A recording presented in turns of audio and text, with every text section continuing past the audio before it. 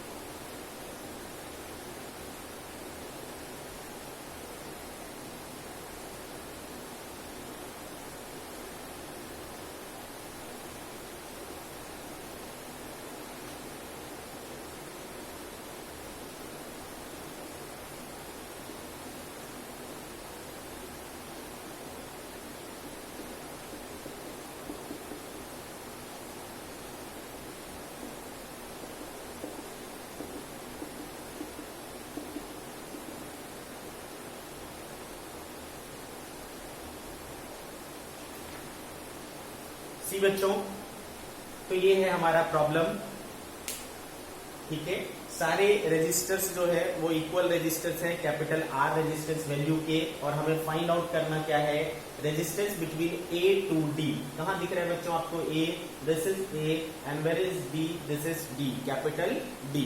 तो ये हमारे ए टू डी जो है हमें क्या करना है, effective resistance that is equivalent resistance find out करना है।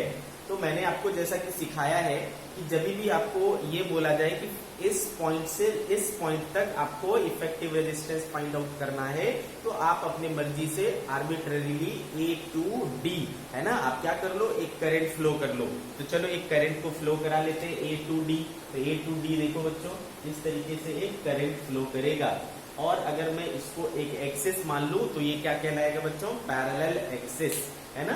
करंट के डायरेक्शन में ड्रा किया गया एक्सिस क्या हो जाएगा? पैरेलल एक्सिस हो जाएगा। अब इस एक्सिस को देख करके मुझे बताओ, क्या इसके अबाउट आपको किसी प्रकार की सिमेट्री नजर आ रही है? बताओ, सिमेट्री नजर आ रहा है क्या? बिल्कुल नजर आ रहा है सर, सिमेट्री बिल्कुल नजर आ रहा है ना।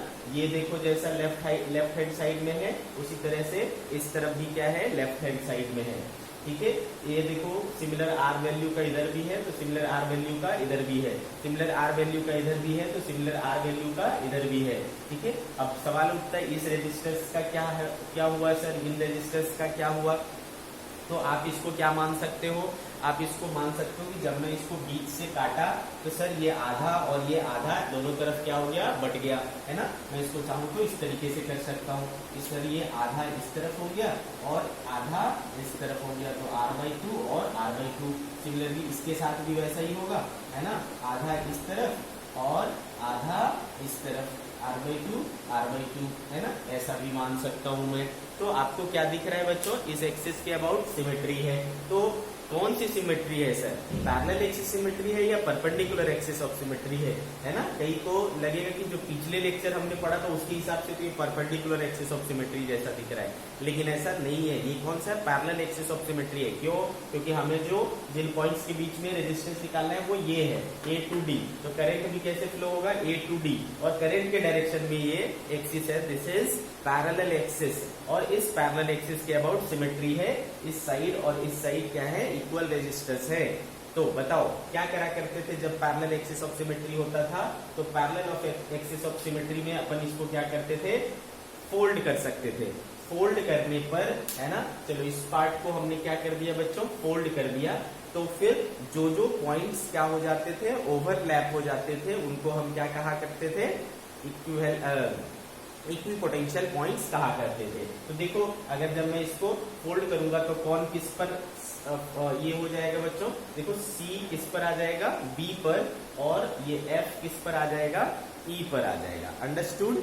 अच्छे से समझ में आ रहा है आपको? ठीक है भाई, तो हमें ये समझ में आ गया कि C और B ओवरलैप हो जाएगा, F और E ओवरलैप हो जाएगा। ठीक, और हमने क्या सीखा था कि जब आप ओवरलैप कर देते हो, जब आप फोल्ड कर देते हो, तो जो जो पॉइंट्स ओवरलैप करता है वो पॉइंट्स क्या हो जाते हैं, इक्विपोटेंशियल हो जाते हैं। तो ये वाला पॉइंट और ये वाला पॉइंट क्या हो गया बच्चों, इक्विपोटेंशियल। जब हमें समझ में आ गया कि वो क्या है, इक्विपोटेंशियल है बच्चों, तो इसके बीच में और इसके बीच में, है ना, कोई भी पोटेंशियल डिफरेंस नहीं रहा, because they are equal potential, है ना, इक्वल पोटेंशियल है, तो फिर इनके बीच में कोई पोटेंशियल डिफरेंस नहीं रहा। कोई पोटेंशियल डिफरेंस नहीं रहेगा तो बच्चों उसमें कोई करंट फ्लो नहीं करेगा। क्यों? क्योंकि करंट को फ्लो करने के लिए पोटेंशियल डिफरेंस का होना जरूरी है। ठीक है, तो यहाँ पर इनके और इनके बीच में किसी प्रकार का कोई पोटेंशियल डिफरेंस नहीं है। दैट मीन्स कि इसमें कोई करंट नहीं पास करेगा। जब इसमें कोई करंट ही नहीं पास करेगा तो इसका सर्किट में कोई रोल नहीं है। तो वी विल रिमूव दिस। ठीक है, हमने हटा दिया। सिमिलरली बच्चों फोल्ड करने पर F और E पॉइंट भी ओवरलैप हो जाएगा। दैट मीन्स कि ये दोनों पॉइंट्स भी क्या है, आपस में इक्विपोटेंशियल है। दोनों के बीच में कोई पोटेंशियल डिफरेंस नहीं है, कोई करंट फ्लो नहीं होगा। कोई करंट फ्लो नहीं होगा तो इनका भी कोई रोल इस सर्किट में नहीं है। तो आप इसको भी क्या कर सकते हैं, रिमूव कर सकते हैं। तो आपकी जो सर्किट है बच्चों वो कुछ ऐसी हो गई, है ना, आपकी जो सर्किट है वो कुछ ऐसी हो गई। ठीक है, तो बच्चों हमें क्या निकालना है, A to D निकालना है। तो मैं इस सर्किट को रिड्यूस कर सकता हूं, जैसे एक पॉइंट लिया बच्चों A और एक पॉइंट लिया मैंने B। तो देखो बच्चों ये क्या हो रहा है, A से B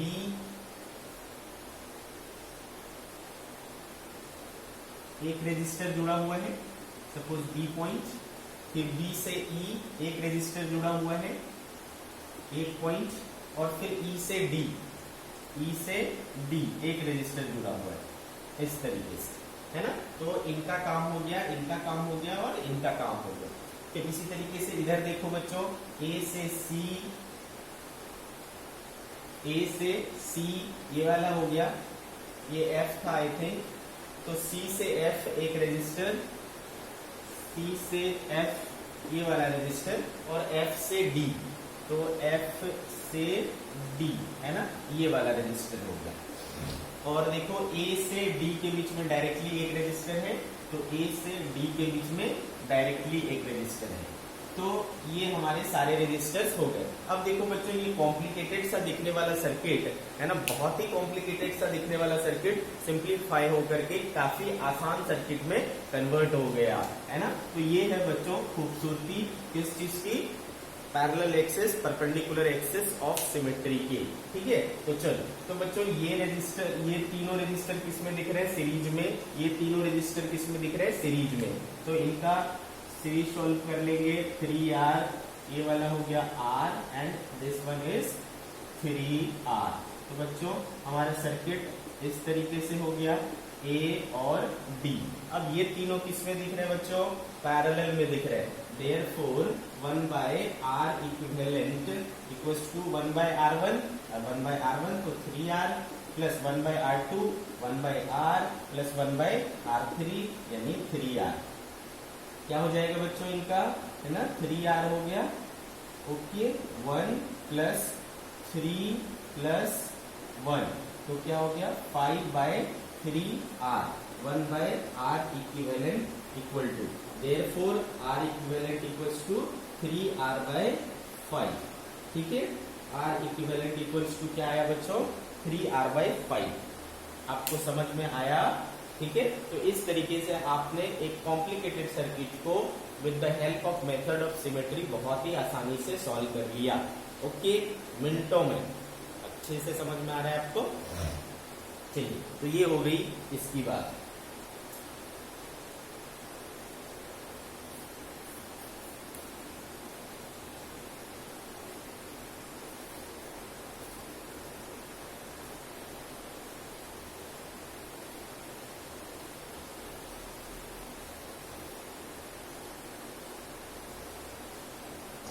एक और एग्जांपल लेंगे बच्चों हम लोग।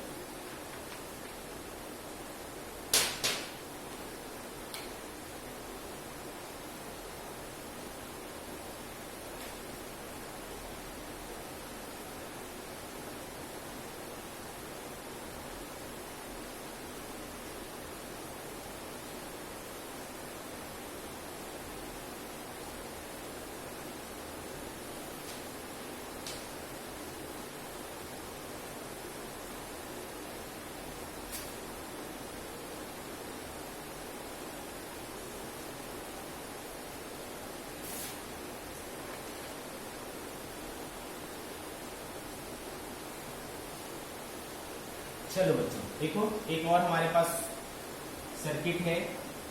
इन सब में क्या लगा हुआ है, आर लगा हुआ है।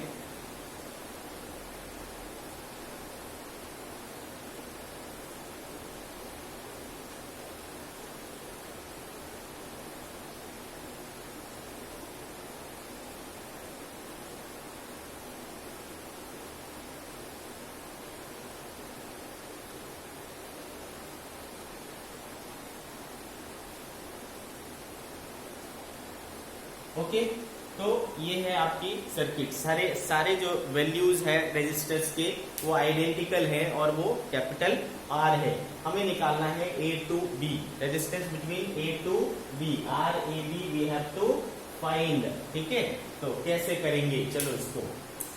अब बच्चों क्या हो रहा है देखो, तो इसमें किस प्रकार की सिमेट्री दिख रही है, सबसे पहले ये देख लो। तो आप अगर ए से बी के बीच में निकालना चाहते हो तो करंट किधर फ्लो कराओगे, ए से बी के बीच में करंट फ्लो कराओगे। तो और वहीं पर हमने अगर एक्सिस खींच ली ए से बी तो वो क्या हो जाएगा, पैरेलल एक्सिस हो जाएगा, है ना। अगर हमने एक ऐसी, इधर से करंट फ्लो करेगा, इधर को जाएगा, है ना, ये हमारा एक एक्सिस हो गया, इसको हम क्या बोल लेंगे, पैरेलल एक्सिस। क्या इस एक्सिस के अबाउट सिमेट्री है? यस सर, इस एक्सिस के अबाउट सिमेट्री है ना। इसको अगर हम क्या कर लेंगे, फोल्ड कर लेंगे, तो ये पॉइंट इसके ऊपर ओवरलैप कर जाएगा, ये पॉइंट इसके ऊपर ओवरलैप कर जाएगा। आगे बात समझ में आपको अच्छे से समझ में आया? ठीक है भाई। तो और देखो, और एक चीज देखो, क्या यहाँ पर इस एक्सिस के परपेंडिकुलर अगर मैं एक ऐसा एक्सिस ड्रॉ करता हूं, है ना, तो ये वाला क्या कहलाएगा बच्चों, परपेंडिकुलर एक्सिस हो गया। This is perpendicular axis. क्या परपेंडिकुलर एक्सिस के अबाउट भी सिमेट्री है?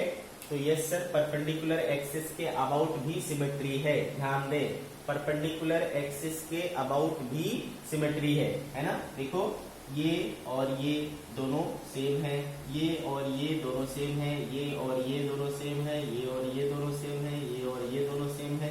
क्या ये भी सेम है? हाँ, ये आधा आधा बढ़ जाएगा दोनों तरफ, है ना बच्चों, आधा आधा बढ़ जाएगा, तो ये भी दोनों तरफ आएंगे, इसके भी आधे आधे बढ़ जाएंगे, तो ये भी दोनों तरफ क्या है, सेम है। तो ये भाई परपेंडिकुलर एक्सिस ऑफ सिमेट्री भी शो कर रहा है, पैरेलल एक्सिस ऑफ सिमेट्री भी शो कर रहा है। अगर मैं परपेंडिकुलर एक्सिस ऑफ सिमेट्री की बात करूं, है ना, परपेंडिकुलर एक्सिस ऑफ सिमेट्री की बात करूं, तो वो क्या कहता है बच्चों कि जो करंट इसमें जाएगा, सपोज इसमें I1 गया, ठीक है, तो इसमें भी क्या जाएगा, I1 जाएगा, ठीक है। अगर सपोज इसमें I2 गया तो इसमें भी क्या जाएगा, I2 जाएगा, ठीक है। और सपोज इसमें I3 जाएगा तो इसमें भी क्या जाएगा, I3 जाएगा, है ना। तभी होगा ये क्या आपका। और अगर मान लो इधर I1 गया, इधर I1 गया, I2 I3 हो गया, इधर सपोज कोई करंट X गया तो इसमें क्या जाएगा, I1 माइनस X जाएगा, है ना बच्चों, क्लियर है। सिमिलरली इसमें मान लो Y गया तो इधर क्या जाएगा, I2 माइनस Y जाएगा। अब देखो सवाल उठता है कि ये वाला पॉइंट पर ध्यान से देखना, ये बहुत इंपॉर्टेंट बात है। ये वाले पॉइंट पर देखो, इधर से आ रहा है बच्चों I3, इधर से आ रहा है I3 और इधर को भी जा रहा है क्या, I3, मैं फिर से बोल रहा हूँ आपको, फिर से रिपीट कर रहा हूँ, ये परपेंडिकुलर एक्सिस ऑफ सिमेट्री है यहाँ पर, तो इसके लेफ्ट और इसके राइट में क्या होना चाहिए, बराबर होना चाहिए हर तरह से, है ना। करंट की भी वैल्यू, रेजिस्टेंस की भी वैल्यू क्या होनी चाहिए, बराबर होना चाहिए। तो जैसा देखो ये ब्रांच और ये ब्रांच एक दूसरे के, है ना, लेफ्ट में ये ब्रांच और राइट में ये ब्रांच, है ना, ये दोनों क्या है, मिरर इमेज है एक दूसरे के। तो जो करंट इसमें होगा वही करंट इसमें होगा, जो रेजिस्टेंस वैल्यू हो इसकी होगी वही रेजिस्टेंस वैल्यू इसकी होगी। सिमिलरली जो करंट और रेजिस्टेंस की वैल्यू इसमें होगी वही करंट और रेजिस्टेंस की वैल्यू इसमें होगी। सिमिलरली जो इसमें होगा वो इसमें होगा, ऐसा। तो बच्चों देखो यहाँ से I3 आया और यहाँ को I3 गया, दैट मीन्स, है ना, इससे क्या समझ में आया कि इसमें कहीं से कोई और एक्स्ट्रा करंट ऐड नहीं हो रहा है क्या। अगर यहाँ पर कोई एक्स्ट्रा, ये वाला x मान लो इसमें जुड़ता, इधर से ध्यान से देखो, है ना, इधर से I3 आ रहा है ना, इधर से I3 आ रहा है और इधर से मैं दिखा रहा हूँ क्या कि x आ रहा है। अगर ये दोनों मिक्स होता, या इधर से और देखो आ रहा है क्या, y, अंडरस्टूड। तो यहाँ देखो क्या हो जाता, x आ रहा है, I3 आ रहा है, y आ रहा है, तो कुछ वैल्यू इसमें क्या हो जाता, चेंज हो जाता। लेकिन हमको इसकी वैल्यू चेंज नहीं करनी है। इसकी वैल्यू चेंज कब नहीं होगी बेटा, कब नहीं होगी इसकी वैल्यू चेंज, जब इसमें, है ना, ये जो वायर है इसका कोई टच ना हो, ये जो वायर है इसका कोई टच ना हो, है ना, तभी जो है ये वैल्यू जो है सेम रह सकता है। तो हम क्या करते हैं बच्चों, ये वाला जो नोड है ना इसको उखाड़ देते हैं, ये सेपरेट हो जाता है। आपको ऐसा दिख रहा है कि ये कनेक्टेड है, but they are not connected actually, ठीक है। इसको भी आप क्या कर लोगे बच्चों, इस तरीके से आप इसको उखाड़ देंगे, ठीक है। अब देखो, अब ये इस बात को फॉलो करेगा कि ये इधर से आएगा और I3 ऐसा चले जाएगा। अगर ये कनेक्टेड होता, बात समझ में आ रही, ये कनेक्टेड है बट करंट वाइज ये इसमें कोई कंट्रीब्यूशन नहीं दे रहा है, तो ये क्या है, बेसिकली सेपरेटेड है। तो आप इस पॉइंट को क्या कर सकते हो, सेपरेट कर सकते हो। आई बात समझ में आपको, है ना, आप इसको क्या कर सकते हो, सेपरेट कर सकते हो। तो ये ऐसा सेपरेट हो गया।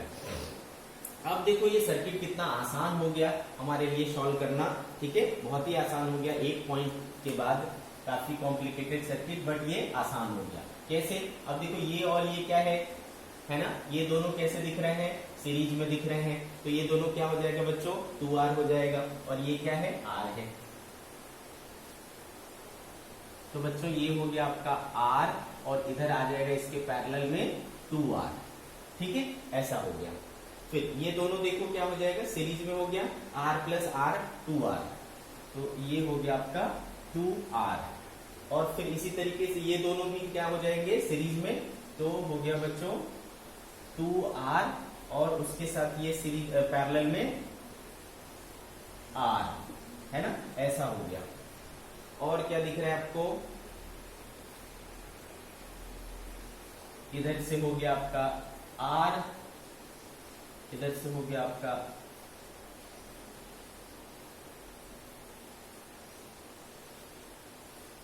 इधर से हो गया आपका R, फिर इधर भी है आपका R, और इधर भी है आपका R। तो ये सर्किट कुछ इस तरीके से हो गया।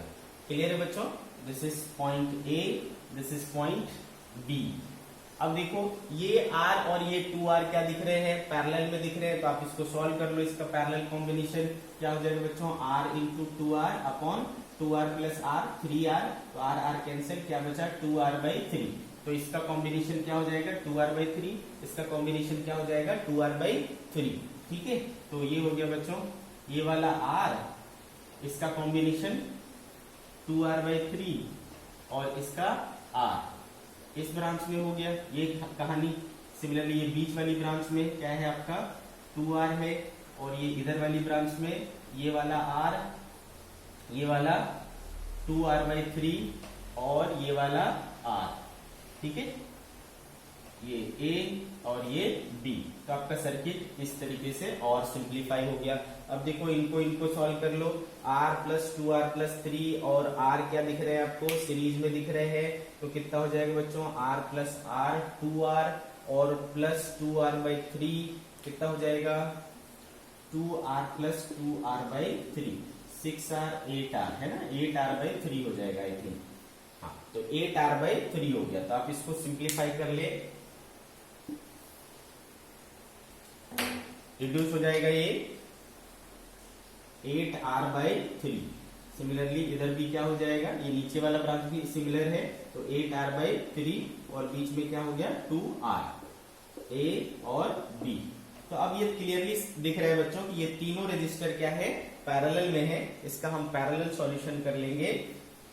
तो 1/R equivalent equal to 1/8r/3, 3 ऊपर चला जाएगा, प्लस 1/2r प्लस 1/8r/3, 3 ऊपर चला जाएगा।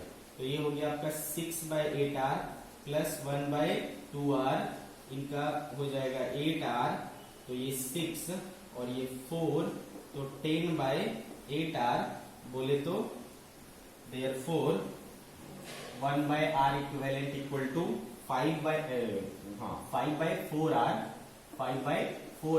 therefore r equivalent equals to 4r/5, r equivalent equals to 4r/5।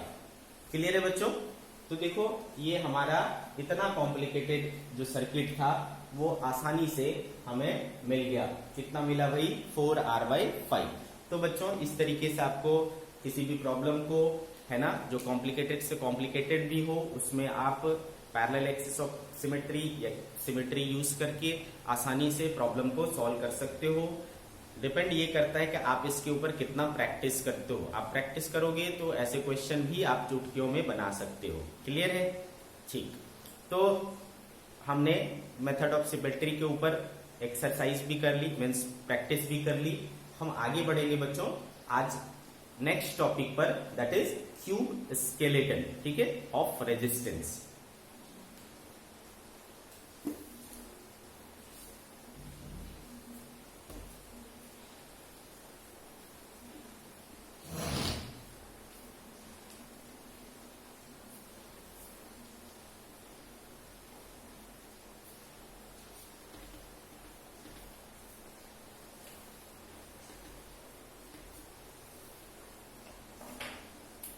Cube skeleton of resistance, cube skeleton of resistance.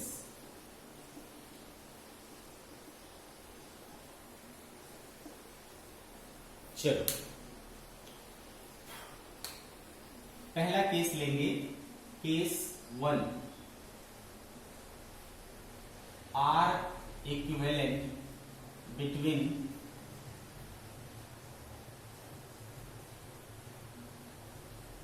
क्या बोलूं इसको मैं, लॉन्गेस्ट डायगोनली अपोजिट पॉइंट्स, ठीक है, लॉन्गेस्ट डायगोनली अपोजिट पॉइंट्स के बीच में आर इक्विवेलेंट निकालना। तो चलो हम लोग क्यूब तैयार कर लेते हैं।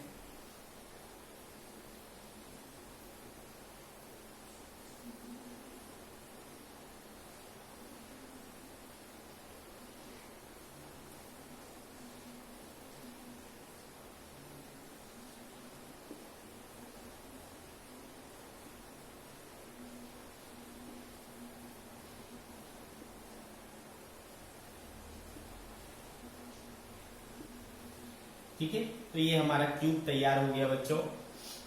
मैं इसका नेमिंग कर देता हूं। ये सपोज 1 2 3 4 5 6 7 और 8।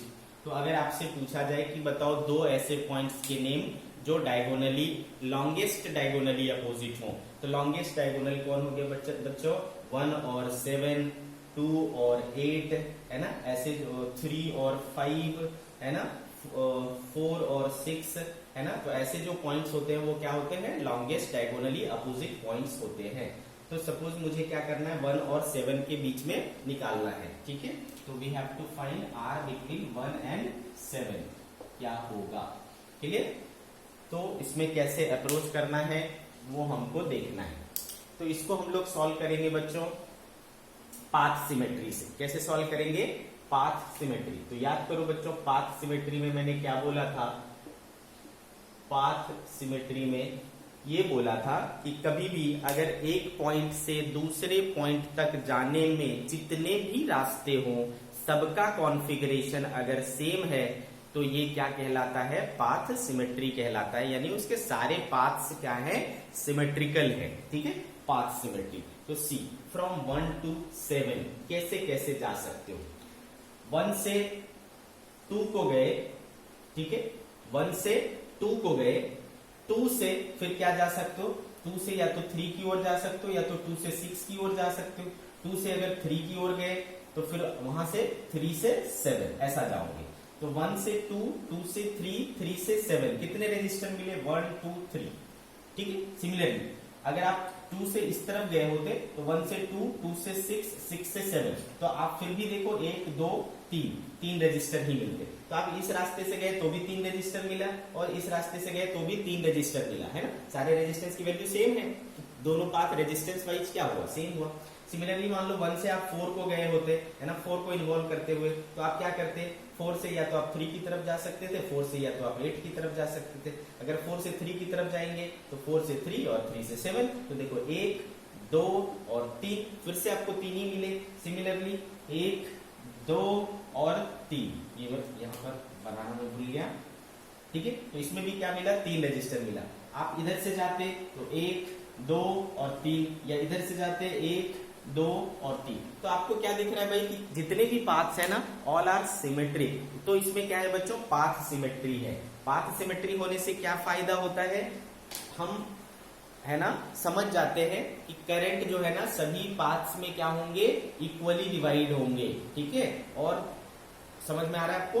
तो बच्चों अपन क्या करेंगे, 1 से 1 और 7 के बीच में चाहिए अपने को, 1 और 7 के बीच में चाहिए। तो मैंने आपको हमेशा बोला है कि जब भी आपको जिन दो पॉइंट्स के बीच में है ना रेजिस्टेंस इक्विवेलेंट निकालना है, आप उनके बीच में करंट फ्लो करा लो। तो आप इसके बीच में क्या कर लो बच्चों, एक करंट फ्लो करा लो इस तरीके से, ठीक है। तो ध्यान रहे, अगर मैं यहां पर क्या ले लू, यहां पर मान लो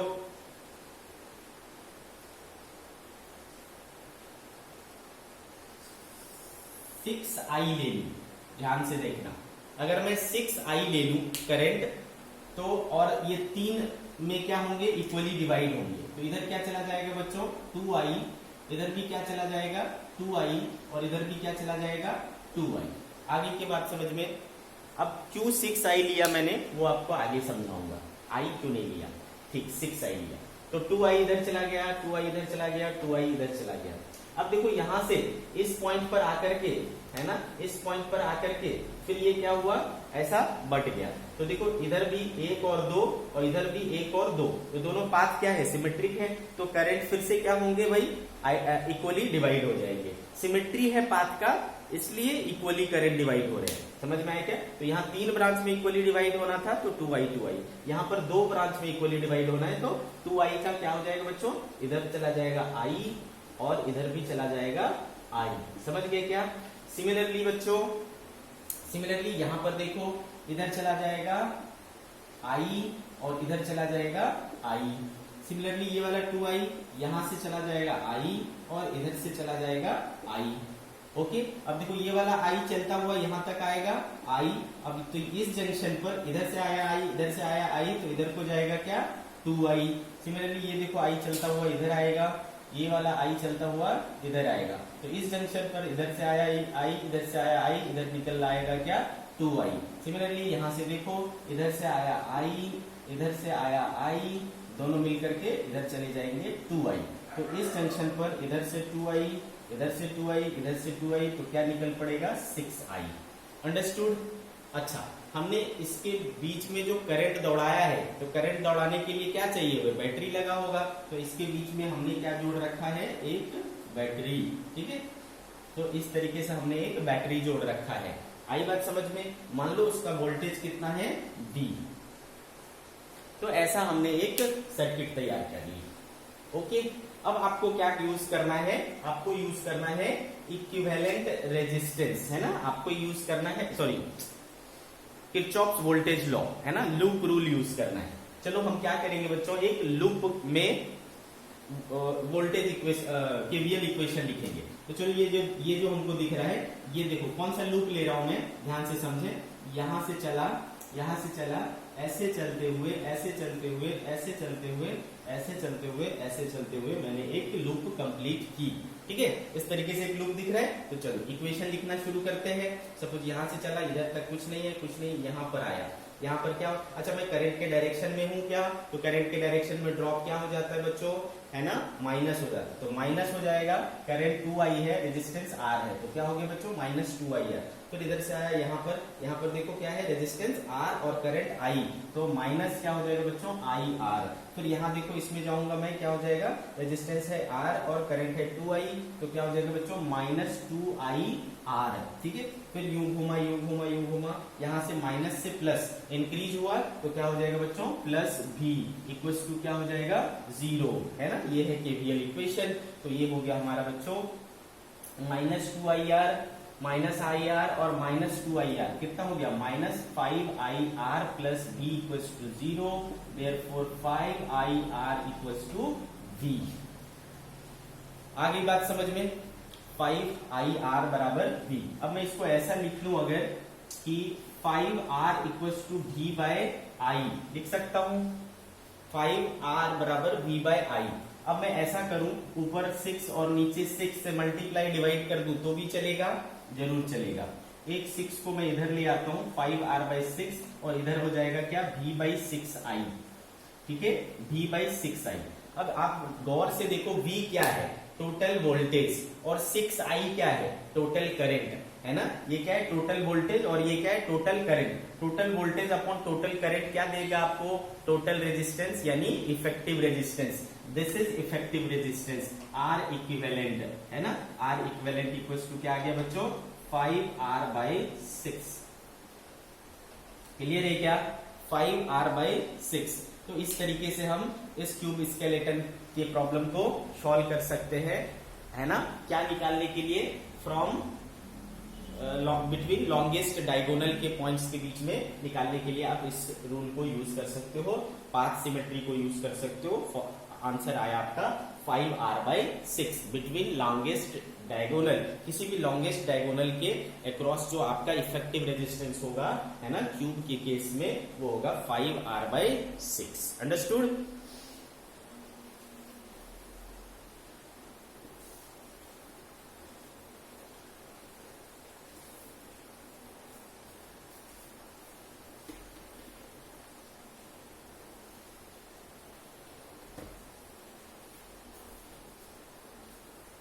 अब देखो बच्चों, क्यूब स्केलेटन के याद करो, कैपेसिटर के केस में और 2 केसेस पड़े थे, तो हम उन दोनों केसेस को भी लेंगे।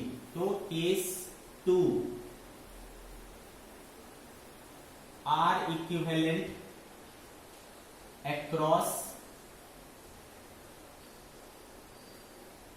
Across one side. किसी साइड के अक्रॉस अगर आपको R इक्विवेलेंट निकालना है, ठीक है, किसी साइड के अक्रॉस अगर आपको R इक्विवेलेंट निकालना है तो कैसे करेंगे।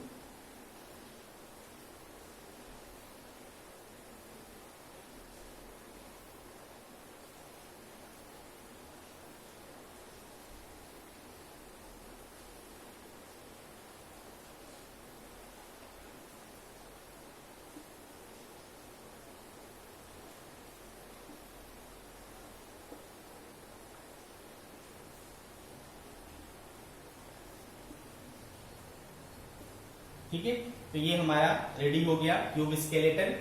नेमिंग कर देता हूं मैं, 1 2 3 4 5 6 7 और 8। मैं जब साइड बोलता हूं बच्चों, तो साइड क्या हो गया, 1 2 1 5 1 4 2 3, ये सब क्या है, साइड्स हैं। तो हमें किसी साइड्स के अक्रॉस अगर इक्विवेलेंट रेजिस्टेंस निकालना है, जैसे कि 1 और 2 के बीच में, तो मैं फाइंड आउट करना चाह रहा हूं R बिटवीन 1 एंड 2 क्या होगा। ठीक है, तो चलो इसको कैसे सिंप्लीफाई करेंगे इसको समझते हैं। कैसे सिंप्लीफाई करेंगे इसको समझते हैं। तो बच्चों अब अगर आप देखो तो ये पॉइंट 1 से, है ना, पॉइंट 1 से 4 जाने के लिए आपको क्या पार करना पड़ेगा, एक R रेजिस्टर को पार करना पड़ेगा। सिमिलरली पॉइंट 1 से 5 को जाने के लिए क्या पार करना पड़ेगा, वही R रेजिस्टेंस को पार करना पड़ेगा। ठीक है बच्चों, तो इसका पाथ और इसका पाथ क्या है, सिमेट्रिक है, तो 0.4 और 0.5 क्या हो जाएगा आपका इक्विपोटेंशियल हो जाएगा। समझ में आ रहा है, क्योंकि अच्छे से समझ में आ रहा है बच्चों। तो यहां से ये वाला पॉइंट और ये वाला पॉइंट क्या होगा, सिमेट्रिक होगा। सिमिलरली इस साइड देखो, 2 से 3 जाने के लिए भी एक आर पार करना पड़ेगा, 2 से 6 जाने के लिए भी एक आर पार करना पड़ेगा, तो 3 और 6 क्या हो जाएंगे आपके सिमेट्रिक हो जाएंगे। तो हम इसको क्या कर सकते हैं, रीड्रॉ कर सकते हैं। ये पॉइंट 1 हो गया हमारा, ये पॉइंट 2 हो गया, तो और मैं क्या बोल रहा हूं, इधर 4 और 5 क्या हो जाएंगे, इक्विपोटेंशियल हो जाएंगे, और इधर 3 और 6 इक्विपोटेंशियल हो जाएंगे। फिर इधर देखो कौन सा 8 पॉइंट और इधर क्या 7 पॉइंट है ना। इस तरीके से हमने ड्रॉ कर लिया। अब देखो 1 और 2 के बीच में क्या जुड़ा हुआ है, ये आर रेजिस्टर जुड़ा हुआ है, तो इसके बदले हमने क्या लगा दिया, ये आर लगा दिया। अब देखो ये वाला किसके बीच में जुड़ा हुआ है, 1 और 4 के बीच में, सो इधर आ जाएगा हमारा ये वाला रेजिस्टर। फिर ये किसके बीच में, 1 और 5 के बीच में, हियर इज 1 हियर इज 5, तो इसके बीच में ये और एक आ गया, ठीक है ऐसा। अब देखो बच्चों 4 से 8 के बीच में, 4 से 8 के बीच में ये वाला जुड़ा हुआ है, और ये 5 से 8 है, 5 भी यही है बेटा 8 है, तो 5 से 8 के बीच में ये वाला जुड़ जाएगा।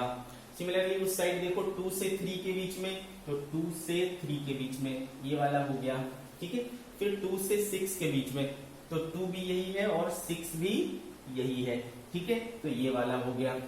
अब देखो बच्चों 3 से 7 ये वाला, तो 3 से 7 ऐसा आ गया बच्चों, इसका काम हो गया। ये 6 से 7, तो 6 भी यही है, 7 भी यही है, तो ये वाला काम हो गया इसका। क्लियर है। 8 और 7 के बीच में ये वाला है, तो 8 और 7 के बीच में हमने ये ड्रॉ कर लिया। 5 to 6 कहाँ है भाई, 5 यहाँ है, कहाँ है भाई 6 यहाँ है, तो इसके बीच में हमने एक ड्रॉ कर लिया, इसका काम हो गया। ये वाला 4 और 3 के बीच में कहाँ है, 4 यहाँ है, कहाँ है 3 यहाँ है, तो इसके बीच में एक और रजिस्टर आ जाएगा। तो हमने देखो सारे रजिस्टर्स को ड्रॉ कर लिया। क्लियर है बच्चों। तो सारे रजिस्टर्स अब आपको बहुत ही क्लियरली विजिबल है कि कौन कैसे हैं, ठीक है। तो अब बच्चों इसको और सिंप्लीफाई कर सकते हैं। देखो ये दोनों इक्विवेलेंट, ये है पैरेलल में है, तो इसका इक्विवेलेंट r/2, इसका इक्विवेलेंट r/2, इसका इक्विवेलेंट r/2, इसका इक्विवेलेंट r/2, और इसका भी इक्विवेलेंट क्या हो जाएगा r/2। तो आप इसको सिंप्लीफाई करो, ठीक है। चलो क्या हो गया बच्चों, ये रहा ऐसा ही, ये हो जाएगा आपका r/2, ये हो जाएगा आपका r/2, और ये हो जाएगा आपका r/2। इधर हो गया आपका r/2, इधर हो गया r, और इधर हो गया आपका r/2। दिस इज 1 और दिस इज 2, ठीक है। तो अब आपका सर्किट सिंप्लीफाई होकर के ऐसा हो गया। अब हमें दिख रहा है बच्चों कि ये वाला और ये वाला क्या है, सीरीज में है, तो ये दोनों ऐड हो जाएंगे तीनों, तो r/2 plus r/2 r plus r क्या हो जाएगा 2r। तो हम इसको और सिंप्लीफाई कर लेंगे, रिड्यूस कर लेंगे।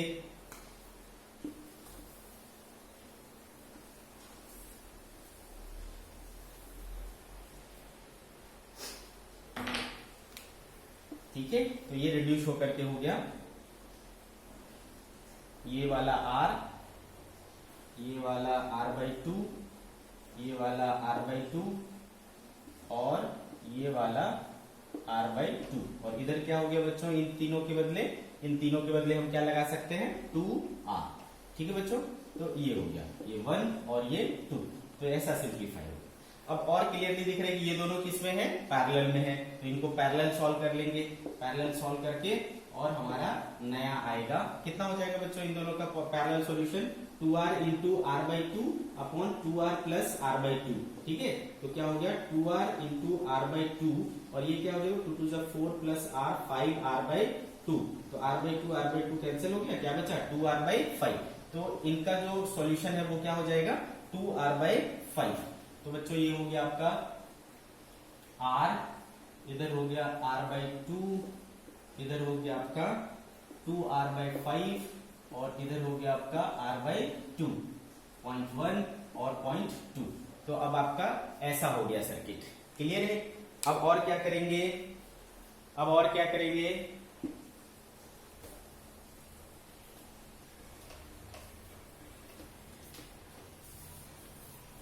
सी। अब हमें क्या समझ में आ रहा है, ये और ये तीनों क्या है, सीरीज में है, तो ऐड हो जाएंगे बच्चों। r/2 प्लस r/2 क्या हो गया, r हो गया, तो 2r/5 प्लस r कितना हो गया, देखो तो 7r/5। तो इनके बदले क्या लगा लूंगा मैं, 7r/5 r, और इधर आ गया मेरे पास 7r/5, ये 0.1 और ये 0.2। अब ये दोनों किस में दिख रहे हैं बच्चों, पैरेलल में, तो इनका पैरेलल सॉल्व कर लेंगे। तो r इक्विवेलेंट क्या हो जाएगा, 7r/5 into r upon 7r/5 plus r, कितना हो गया 7r/5 इंटू r अपॉन 7 और 5 क्या हो गया 12r/5, r/5 कैंसिल हो गया, 7r/12। तो इस कंडीशन में r इक्विवेलेंट क्या हो जाएगा आपका 7r/12, है ना।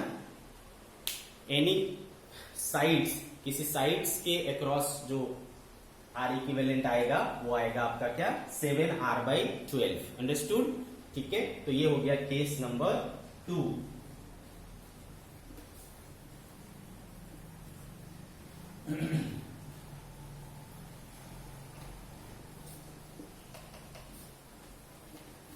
सी, now case number 3 which is last case, case 3 face diagonal, ठीक है, R equivalent between face diagonal, ठीक है, ये निकालना है अपने को। क्या होता है फेस डायगोनल, आओ देखते हैं।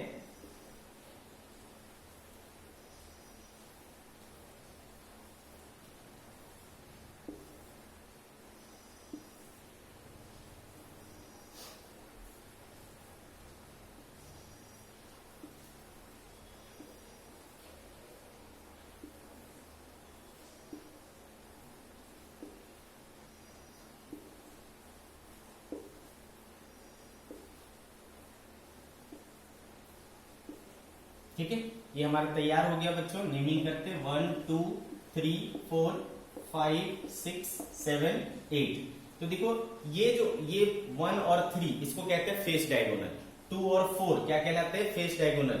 इस साइड में देखो, इस फेस में देखो तो 5 और 4 क्या है फेस डायगोनल, 1 और 8 क्या है फेस डायगोनल। ये बॉटम फेस पर देखोगे तो ये 6 और 8 क्या है फेस डायगोनल, 5 और 7 क्या है फेस डायगोनल। राइट फेस को देखोगे तो 3 एंड 6, 2 एंड 7 ये सब कहलाते हैं फेस डायगोनल। तो ऐसे किसी पॉइंट्स के बीच में हमें अगर r इक्विवेलेंट निकालना हो तो क्या करेंगे, तो अभी जैसे कि ले रहा हूं मैं r बिटवीन 1 एंड 3, ठीक है, ये निकालना है। तो इसमें क्या करना है देखो आपको, सिमिलरली बच्चों, है ना, 1 से 2 जाने के लिए एक पार करना पड़ेगा, 1 से 4 जाने के लिए आपको एक पार करना पड़ेगा। तो 2 और 4 क्या हो जाएंगे, इक्वी पोटेंशियल हो जाएंगे आपके, ठीक है, 2 और 4 क्या हो जाएंगे, इक्वी पोटेंशियल हो जाएंगे, अंडरस्टूड, क्लियर है बात, आपको अच्छे से समझ में आ रहा है।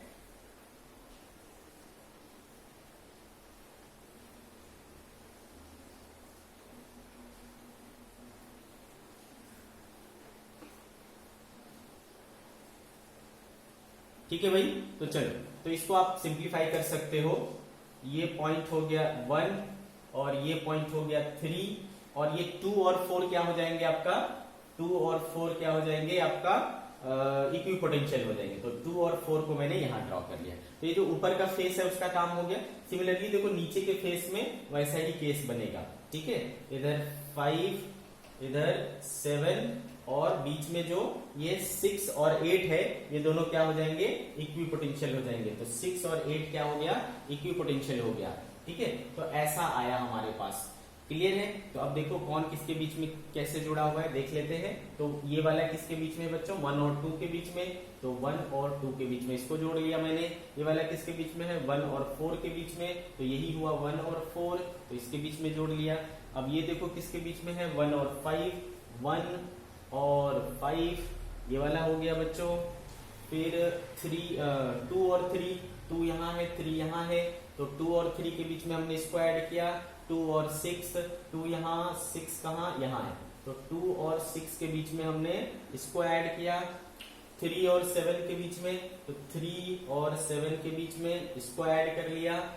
फिर क्या बचा बच्चों, 7 और 8 के बीच में कहाँ है 7, ये है, ये हो गया 7 और 8 के बीच में। 6 और 7, तो 6 और 7 यही है, तो 6 और 7 के बीच में ये वाला ऐड हो गया।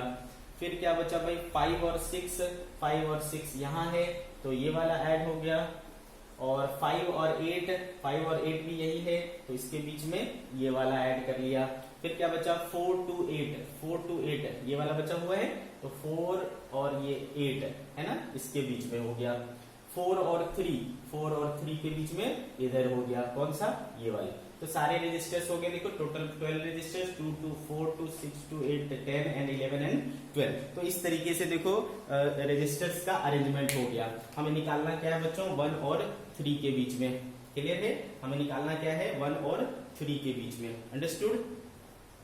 तो कैसे करेंगे, चलो देखते हैं।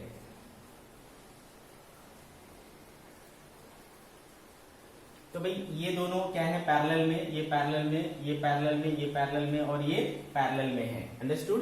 तो अपन क्या करेंगे, इसके बदले क्या पुट कर सकते हैं, r/2, इसके बदले r/2, इसके बदले r/2 और इसके बदले भी r/2 और इसके बदले भी r/2, ऐसा पुट कर सकते हैं, क्लियर है। तो चलो अब देखो क्या हो जा रहा है।